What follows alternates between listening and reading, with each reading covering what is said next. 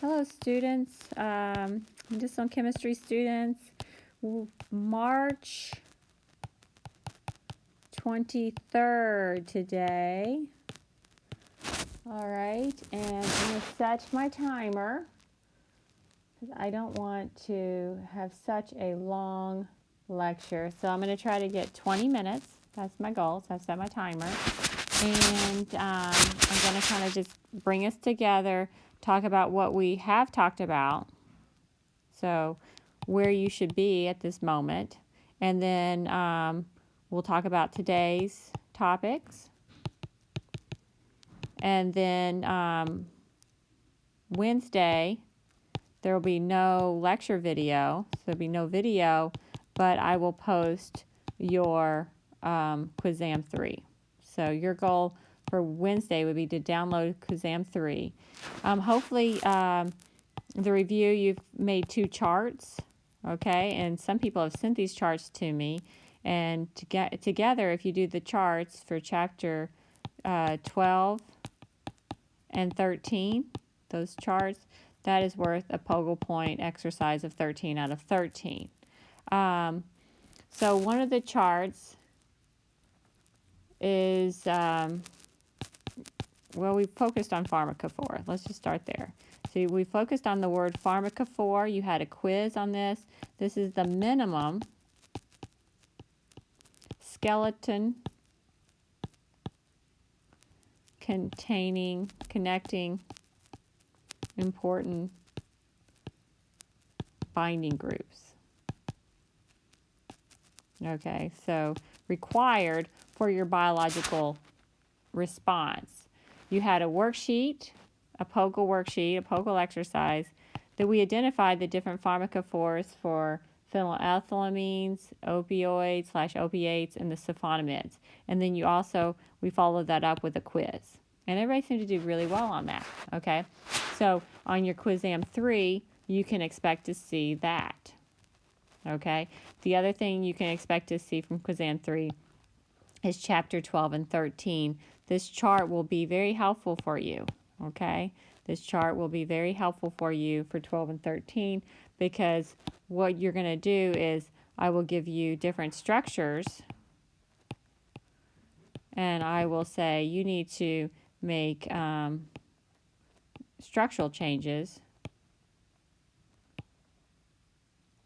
for maybe to block a phase 1 metabolism. Maybe you'll have to simplify the structure. So we're really going to be focusing on a lot of things we call structure activity relationships. And this is where your chart will help you. So the structure SAR is how these structural changes, you're going to do the structural changes. You're going to give your rationale. And that's what we're going to talk about today. We're going to summarize the different rationales for the structural changes. And then I gave you an exercise using the mole inspiration, where a couple of people have done this and turned it in, where you pick your drug target and you just start somewhere. You start with a structure. And the goal is to make 6 changes. These 6 structural changes also give you rationale for those changes. So make those structural changes, give your rationale, and then you put it in the mole inspiration, and it predicts your bioactivity. And the goal is to get it positive. You want a positive number, and you want it to be in the green for that target. And so today we're just going to go over these different changes that people make, medicinal chemists make, in order to improve this bioactivity. And some of the improvement of the bioactivity is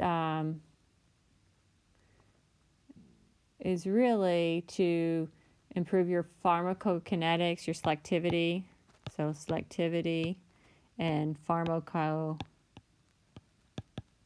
properties. as well as pharmacodynamic properties.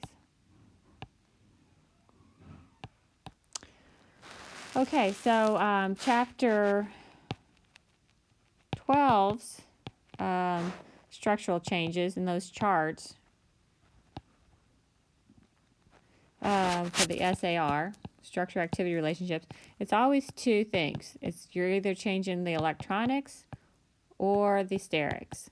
Sometimes a little both. One of the strategies you can do is you can vary your alkyl or your aromatic substituents. That means we have a saying in medicinal chemistry: methyl, ethyl, propyl, futyl. Okay, so one of the things is you add a methyl group and an ethyl group and a propyl group, and you're extending that aromatic or the alkyl pocket. And so you're trying to see how big this hydrophobic pocket is in your active site. Sometimes you just need to reach maybe a functional group over here. You might have a functional group over here and a different functional group over here. And by extending your chain in between these functional groups, you get a better induced fit. So that's varying the alkyl substituents. It's also varying the alkyl substituents. It's also called extension. So in your reading, if you see that, you can do a thing called chain extensions and chain contractions. So you don't just have to extend, you can also shorten it because you're trying to figure out the size in that pocket. Okay, the other thing that you saw my rationale, because I did the 6 different changes on my structure activity relationship for the nuclear, the endocrine nuclear receptor target in my activity, and I did some I induced rings. Okay, so this is really chapter 13 where you can induce rings. Why would you want to induce rings? That's called a concept called rigidification. Okay, we used to always do this as well when I used to do practicing medicinal chemistry.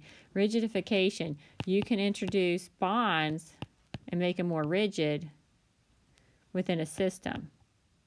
And we call this locking. So you can lock the drug molecule and it cannot rotate freely. And sometimes this will increase your activity. So this, for rigidification, you introduce a ring. You introduce rings. Sometimes this can also decrease the activity. So sometimes you're going to take away the rigidification. So that's a strategy. Another strategy is called simplification. And these are things I might ask you to do. I might provide you a molecule and then ask you to make simplifications on your Quizam 3. Simplifications, usually if you see an asymmetric carbon, okay, some kind of asymmetric, that's your R or S stereocenter, then you can take that stereocenter away. Make it asymmetric, or make it symmetric. Okay, so we can take that away. Now that makes the synthesis a lot easier. That's why it's called simplification. A lot of times this goes the opposite way, though. It can actually decrease your activity. But if it doesn't decrease it by much, it's actually a good thing to do because it simplifies. And whenever you have simplification in your synthesis, then you've increased your productivity. And this usually increases your money that you can make on a molecule because you can have less steps. So simplification for chiral drugs, rigidification. We've talked about ring expansions and contractions, ring variations. You can just, you also saw me in mine, I moved that OH group around the phenyl ring. Okay, so once you find a functional group that really works, then you have to optimize. So should it be ortho, meta, or para position? Where's your best activity? Bioactivity. Another thing we need to talk about, another concept, is isosteres. And you've probably read bioisosteres. Okay, so isosteres are really more of just a physical chemistry term. And it's usually the size of the atom and the electronics are very similar. Of the atom are similar. Doesn't necessarily have, a bioisostere doesn't necessarily need to be an isostere. Okay, often it is, but a bioisostere is something, a functional group change that is biologically identified as similar. So the body, the biological target thinks it's very similar. And these are also things you want to make changes, the functional groups. You want to replace a functional group with the same valency. So some of those are like an OH on a group can be replaced with a thiol, sulfur, or an amine, or just a methyl. That would be more of a size. Oxygen, if you see an oxygen in your molecule, you can replace this with a sulfur, nitrogen, or carbon. So you probably see the similarities here, right? I did that. I replaced a Cl in my starting compound with an OH, right? And I also introduced polarity. So you can introduce polarity in your molecule. I introduced a nitrogen and the OH group. That introduced hydrogen bonding in my molecule. The other thing you want to focus on is pKa values. Okay, so a lot of times we make changes to increase the improve. So you want to improve your pharmacokinetic properties. Do you all remember what these are?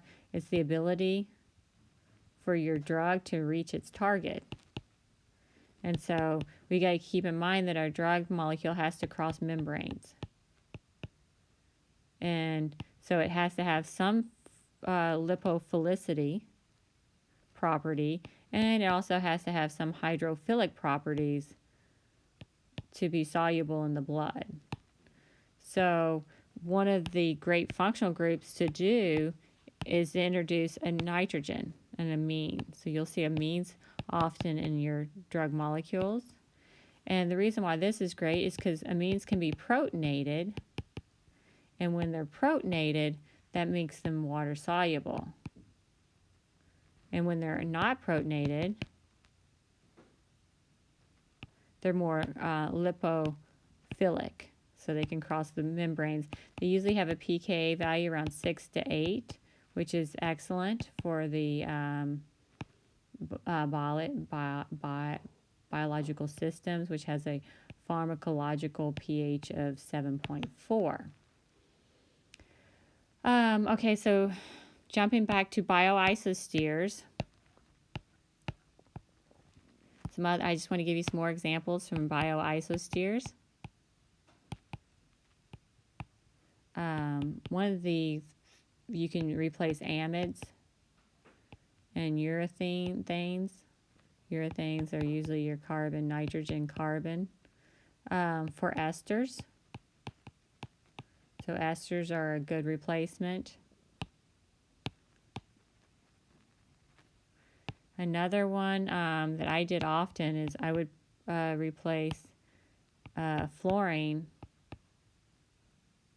in place of a hydrogen. Okay, so like the para position here. So if you have this aromatic compound, this position here is highly susceptible to phase 1 and then phase 2 metabolism. So what would happen here is in phase 1, that para position would become a hydroxyl. So phase 1 would, the liver enzyme cytochrome P450 would oxidize that carbon position to a phenol. And then phase 2 conjugate metabolism could do like a glucuronidation on that phenol position and put some kind of bioconjugate on that oxygen. So one way, and you'll see this a lot of times in a drug molecule, you'll see a fluorine put on there. And anytime you put a fluorine on there, you're preventing that phase 1 metabolism. Another concept is a thing called prodrugs. Okay, prodrugs.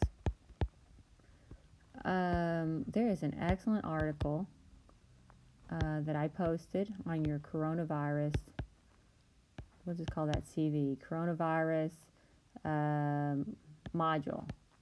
So I made an announcement that your homework 4, I know you're currently working on homework 3, but I'm going ahead and throw it out there. Homework 4 is going to be the coronavirus, and I gave you a website that allows open access right now, which is really nice, to journals that are being published. There's lots of journals right now being published on the coronavirus and research. I actually downloaded and gave you about 3 articles if you want to just streamline your approach to focus on the target. That's what we have to do in homework 4. You got to talk about the target, the molecule, and what's the problem and what's the changes. And if you want to just kind of focus this on the prodrugs, so the prodrug is basically, it's kind of mask a functional group that gets hydrolyzed by your enzymes in the body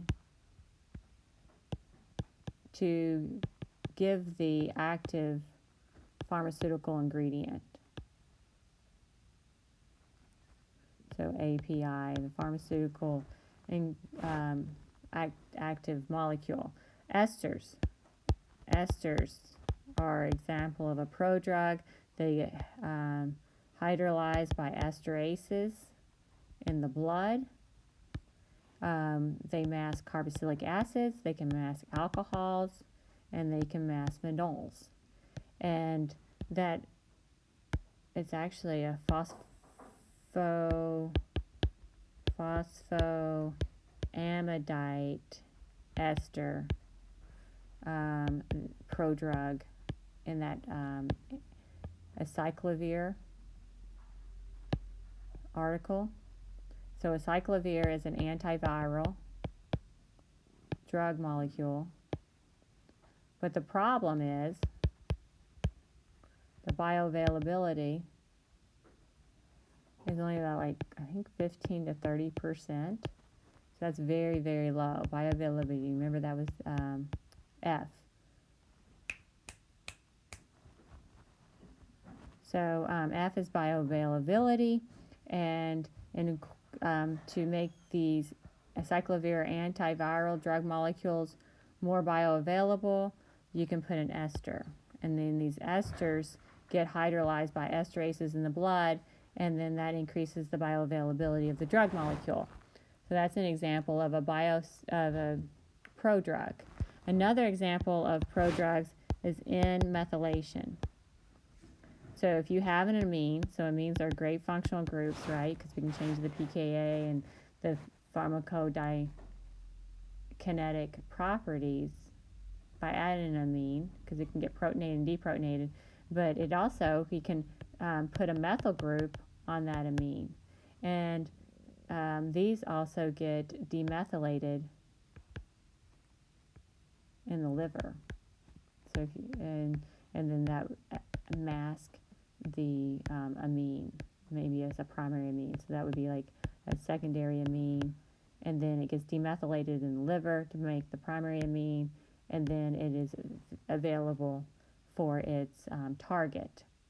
And that would be, to get to the liver, what did it do? It had to go through the oral first pass.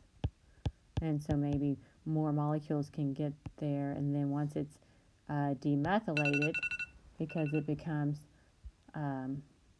once it's demethylated, it becomes more hydrophobic, and then it can travel through the blood and get to the target that it needs to. All right, so 2 more words, concepts that I want to give you.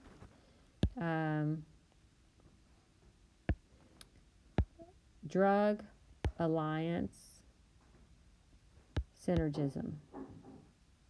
What is that? These are drugs that have a beneficial effect on the activity or the pharmacokinetic properties of another drug. So sometimes drugs working together can have a drug alliance synergism. And then the next concept is called sentry drugs. And sentry drugs is a drug that is added to protect another drug. And you can read in your book carbidopa, and carbidopa protects L-dopa. And so your homework after you, or your daily activities for this online class is, I need to see those 2 charts for chapter 13 and 14. It's 12 and 13. 12 and 13. So I want to see those 2 charts. I want to see the strategies for your changes. I want to see the, you can send a Word document, but I want to see your packet C filled out with the different changes. I want to see 6 structural changes in your mole inspiration. And I want to see the drug design strategy rationale for these changes.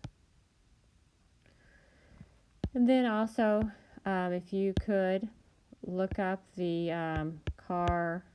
carbidopa in your book and tell me, how does the carbidopa protect L-dopa?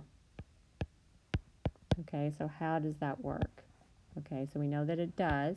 We know that it's a sentry drug molecule, and it protects L-dopa. So I told you the what. Okay, I told you what it is, but I want you to tell me, how does that work? How does it protect L-dopa?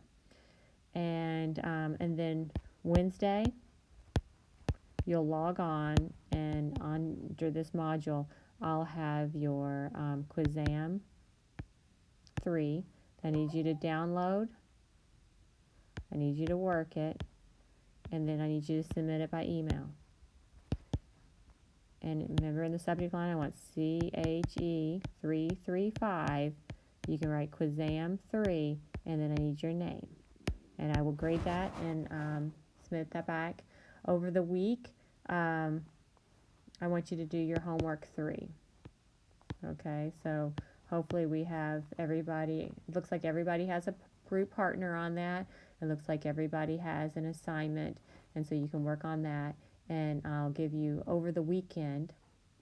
So make sure everybody has at least responded and uploaded things by, let's actually go with Monday, and that would be March 30th. So March 30th, on Monday, I will start looking at your assignments and responding and grading that on March 30th for homework assignment 3. All right, well, have a good week, and I'll talk to you soon. Send me emails or put questions on the discussion board. Keep up the good work.